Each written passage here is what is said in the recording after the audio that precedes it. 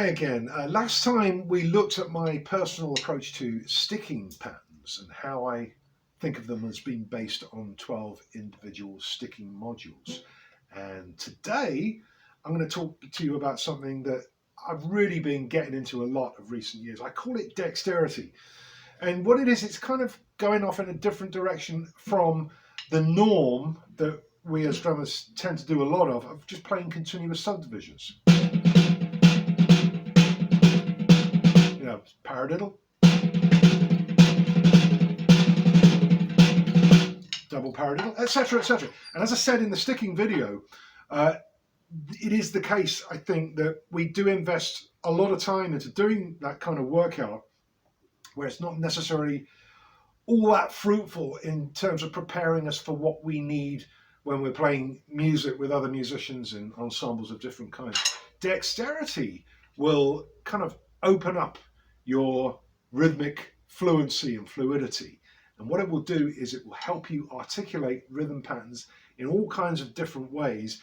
And it's a really, really big boost towards helping you with different kinds of phrasing around the drums in both timekeeping and solo contexts. And I'm just going to do a really, really simple example today to give you a little taste of what it's all about. Once again, I'm using the Ted Reed syncopation book. And I'm on page 34 or page 33 if you have a very old pressing of syncopation. And I'm just going to take the first pattern number 1, top left hand corner, and it's just this: 1, 2, 3, 4.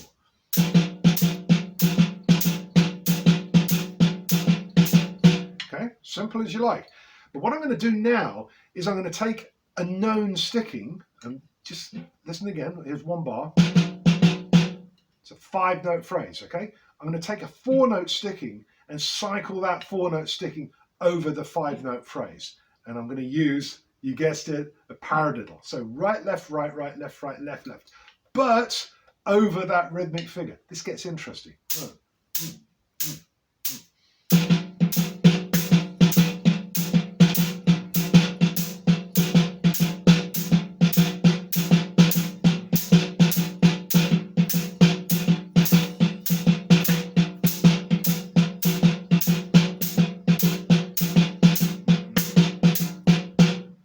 You see, eventually it resolves so that the right hand lead comes back to the downbeat. But if you were to use a different sticking, for example, what's often referred to colloquially as a jazz triplet, which is right that. So let's put that over that same phrase. And I'm going to do it on the tom and the snare so you can hear the sticking more clearly. You know that thing when you're getting stickings together, do it on 2 sound sources and you'll get them together more quickly. So here it is again.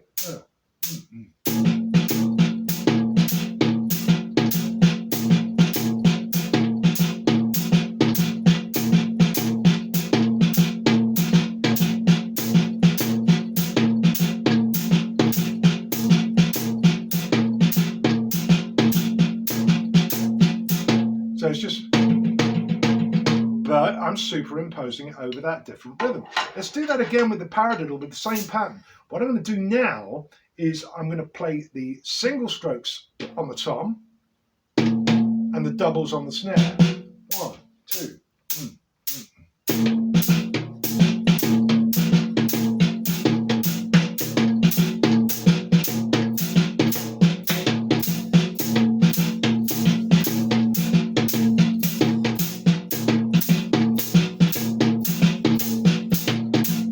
So it's still a paradiddle, but we're extending it and contracting it to make it fit over the rhythm of the syncopation book. This takes you into that lovely place that I talk about so much, which is uncharted water. And you can spend, any amount of time taking known stickings and playing them over different rhythmic figures. It really will stretch your ability to articulate different rhythmic ideas in a way that maybe you haven't thought of up until now. I'm going to keep it to that for the examples for now, because you can see this is colossal. And what we were doing a moment ago,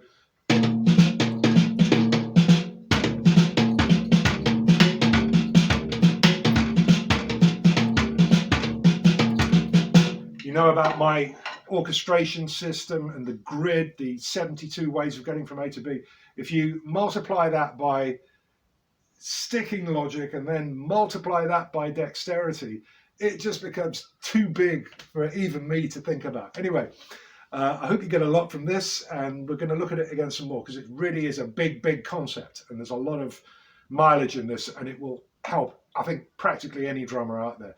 Here's the address if you want to buy the book. You know, I keep going on, but you know, if you want to buy one, I know you'll get a lot from it. But if you do buy one, make sure you read all the text, because that's even more important than the exercises. Okay, thanks a lot. I'll see you next time. Take care.